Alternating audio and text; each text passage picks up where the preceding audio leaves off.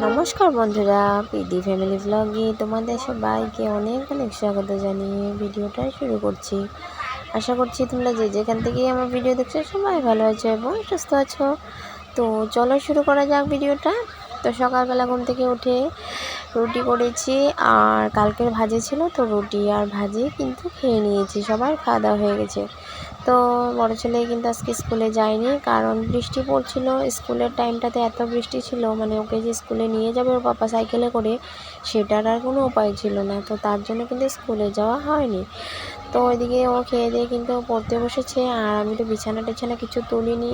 চাটা খাওয়ার পর এখন চলে এসেছি বিছানা তুলতে। এখন বিছানা তুলে নিচ্ছি। আর ছোটো সোনার দিকে দেখো, ছোটো সোনা কিন্তু আজকাল সত্যি ক্যামেরা মানে অন করা দেখলে ওও বুঝে যায়, একদম সুন্দর করে তাকিয়ে থাকে, হাসতে থাকে, ও মানে ভঙ্গিমা দেখাতে থাকে আর কি। তো এই মুহূর্তগুলো সত্যি দেখার মতো আর কি। আর বড় ছেলে দেখো পড়তে বসেছে, ওর মানে ছোটো সোনাকে পেয়ে দেখো পড়াশোনা দেখো বাদ দিয়ে দুষ্টুমি করছে, এটা ওটা করছে ছোটো সোনাকে নিয়ে। আর ছোটো সোনা দেখো সুন্দর করে পেন্সিলটা হাতে নিয়ে আঁকা বাঁকা করছে। সত্যি এগুলো দেখতে অনেক বেশ বেশ ভালো লাগে। আর সত্যি কখনো যদি ছোটো সোনা বড় হয়, এই ভিডিওগুলো কিন্তু ও দেখতে পারবে। ও মানে ভিডিওগুলো এমন করে আছে যে কখনো চাইলেও কিন্তু ও দেখতে পারবে। আমার চ্যানেলটা মানে আমি চলাই বা না চলাই, কিন্তু ও দেখতে পারবে আর কি। আর আমার ছোটো সোনা সত্যি অনেক মানে মিষ্টি, সত্যি কথা বলতে। আর দেখো ক্যামেরার দিকে তাকিয়ে কী করে মানে এগিয়ে আসছে পেন্সিল নিয়ে, সত্যি মজা করে না, কি বলবো আর কি। আর বড় ছেলে তো আর ওর দুষ্টুমি তো আছেই, ও দুষ্টুমি করছে আর ছোটো সোনাকে নিয়ে। আর ছোটো সোনা কিন্তু কখনো কখনো ওর সাথে অনেক মিশে, অনেক মানে টাইম 1 ঘন্টা 1.5 ঘন্টা অবধিও রাখতে পারে। কিন্তু আবার আমার বড় ছেলে কখনো এই যে কলের পাড়ে জল ভর্তি যখন আমরা সবাই চলে যাই ঘরে, তখন কিন্তু আবার বড় ছেলে ওকে নিয়ে রাখে, সত্যি রাখতে পারে আবার। তো বড় দুষ্ট হলেও কিন্তু বড় তো বড়ই আর কি। কখনো কখনো আবার দুষ্টুমির মধ্যেও কিন্তু নিজের ভাইয়ের সত্যি অনেক ভালো করে খেয়াল রাখে আর কি।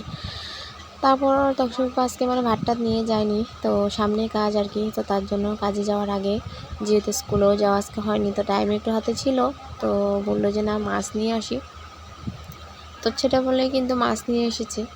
আর আজকে নিয়ে এসেছে বড় রৌ মাছ, আর সাথে নিয়ে এসেছিলো কি এটা, কাওই মাছ। তো অনেক দিন হয়েছে কাওই মাছ খাই না, কিন্তু কাওই মাছের এখন কিন্তু সিজন না, ঠান্ডার দিনে কাওই মাছটা বেশি মানে ভালো লাগে।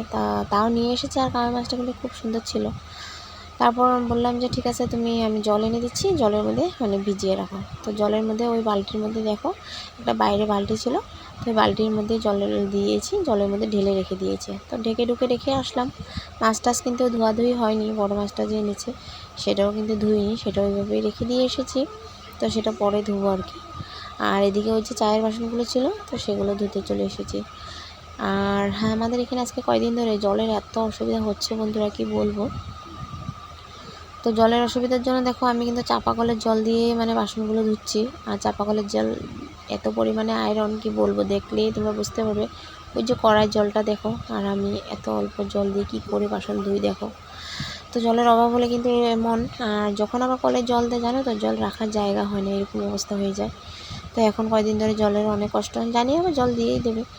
তো এইভাবে করে জল ধুচ্ছি, হ্যাঁ সরি বাসন ধুচ্ছি। তো পাশের বাড়িতে এক জেঠি আছে, ওই জেঠিদের বাড়ি থেকে চাপা কলের জল এনে কাজ করা হয় আর কি, মাঝে সাঝে জল যখন কম দেয় কলে তখন আর কি। তারপর বাসন টাসন ধুয়ে চলে এসেছি আমি এদিকে রান্নাঘরে, ওই যে মাছগুলো ধুতে আর কি, মাছগুলো ধুয়ে নিচ্ছি। আর সকাল সকাল কিন্তু আমার স্নান করা হয়ে গেছে, স্নান টান করেই আমি রান্নাঘরে ঢুকেছি। আর যেহেতু আমার শরীরটা ভালো নেই, তো তার জন্য ঠাকুর টুকুর দেওয়া হয়নি। একদম ভোরে ভোরে উঠিয়ে কিন্তু আমার স্নান সেরে নিয়েছি, 6টার সাথে সাথেই আমার স্নান করা হয়ে গেছে। তারপরে এই যে মাছ টাছগুলো ধুয়ে নিচ্ছি, মাছ টাছগুলো ধুয়ে তারপর আবার ঘরটাও মুছবো। তো এদিকে দেখো আমি ঘরও মুছতে চলে এসেছি। আর আজকে যেহেতু মঙ্গলবার বা শনিবার মঙ্গলবার, তো আমি নুন দিয়ে ঘর মুছি।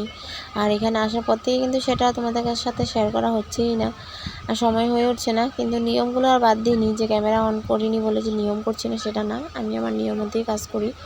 শনিবার মঙ্গলবার নুন দিয়ে ঘর মুছি, আর বাকি দিনগুলোতে এমনি। আর কখনো কখনো কিন্তু মিসও হয়ে যায়, সত্যি কথা বলতে। কখনো কখনো মাঝে মধ্যে সপ্তাহের মধ্যে 1-2 দিন কিন্তু বাদও হয়ে যায়, মোছা হয় না, যেদিন বেশি ব্যস্ত থাকি আর কি। আর এদিকে দেখো ঘরটা মুছে নিচ্ছি। আর আজকে যেহেতু মঙ্গলবার মুছতে হবেই, ঘরটা মোছার পর একদম ভালো করে হাত পাটাও ধুয়ে তারপর চলে আসবো রান্না করতে। আর 1টা বাজার সাথে সাথে কিন্তু তকসম বাবা খেতে চলে আসবে। এটা আবার ঘরে যখন খেতে আসে সেটা আবার একদম টাইমলি টাইম, 1টা বাজার সাথে সাথে চলে আসবে। তো তাড়াহুড়ো করে রান্নাবান্না করছিলাম। আর স্কুলেও যাওয়ার নেই, তো তার জন্য কালকে জানি না কী করবো। কালকে আবার স্কুলেও যেতে হবে, ঘরে রান্নাও করতে হবে। কালকে একটু মনে হয় অসুবিধাই হয়ে যাবে আমার, তাও কিছু করার নেই, করতে তো হবে। একদম ভোরে ভোরে উঠতে হবে। আর এদিকে দেখো মাছগুলো ভেজে নিচ্ছি। আর আগেই কিন্তু মাছের মাথা টাথা সব কিছু ভেজে রেখে দিয়েছি। আজকে মাছ কিন্তু বড় মাছটা কিন্তু এত একটা বেশি আনেনি, যেই কয় পিস ভাজছি সেই কয় পিসে কিন্তু আর মাথা 2 পিস ভেজে নিয়েছি। আর ওই যে মাদেরকেও দিয়ে দিয়েছি মাছ। আমরা মাছ আনলেও মাদেরকে দিই, মারা মাছ আনলেও আমাদেরকে দেয়। এটা আমাদের কিন্তু মানে একটা চলে আর কি, একা আমরা কোনো কিছুই খাই না। মারাও একা কোনো কিছু খায় না, আমাদেরকে দিয়েই খায়। আর আমরাও একা কোনো কিছু খাই না, মাদেরকে দিয়েই খাই আর কি। তো আর এটা একটুখানি মাছের ডিম ছিল, সো সেটা দিয়ে মাছ ভাত কেরেলা পেঁয়াজ দিয়ে ভাজি করে নিয়েছি। আর এই যে কচু দিয়ে মাছ। আর কচু দিয়ে মাছ কে কে খেতে তোমরা ভালোবাসো আমাকে একটু প্লিজ কমেন্টে জানিও। আমি কিন্তু কচু দিয়ে মাছ দিয়ে খেতে অনেক বেশি ভালোবাসি, বেশি মানে অনেক বেশি ভালোবাসি। কচু দিয়ে মাছটা যখন বানাই না, সেন্টটা যখন বাইর হয় সত্যি আমার তখনই মনে হয় যে তাড়াতাড়ি করে রান্নাটা হয়ে গেলে ভাতটা খেয়ে নেবো। এত সুন্দর মানে গন্ধটা বার হচ্ছিলো, আর আমার বেশ ভালো লাগে। তো বেশ ভালোই হয়েছিল, খেতেও কিন্তু টেস্ট হয়েছিল। আর কচুগুলো অনেক ভালো ছিল, একদম গলে গেছিলো। দেখো খুব সুন্দর করে কিন্তু কচুগুলো গলে গেছে, দেখতেই পাচ্ছ তোমরা, একদম ফেটে ফেটে গেছে কচুগুলো। আর খেতেও দারুণ টেস্ট হয়েছিল। আর আমি কচুর মধ্যে কিন্তু রসুন দিয়ে দিই, কচুর তরকারি বানালে মাছ দিয়ে রসুন দিয়ে দিই, তাহলে ফ্লেভারটা অনেক বেশি ভালো আসে, গন্ধটা খুব ভালো লাগে আর কি। তাই এদিকে ভাতটা তো হয়ে গেছে। আর এদিকে দেখো ছেলে তো ঘরেই আছে, স্কুলে যায়নি। তো পাড়ার এক ছেলেকে ডেকে নিয়ে এসেছে খেলার জন্য। কি করবে ঘরে বসে, তো এখানে বসেই ক্যারাম খেলছিল। আর এদিকে দেখো তক্সা পাপা খেতেও এসে পড়েছে। তক্সকেও স্নান টান করিয়ে খেতে দিয়ে দিয়েছে, আর ওর পাপাও খেয়ে নিচ্ছে। তো আজকের জন্য এত করে টাটা।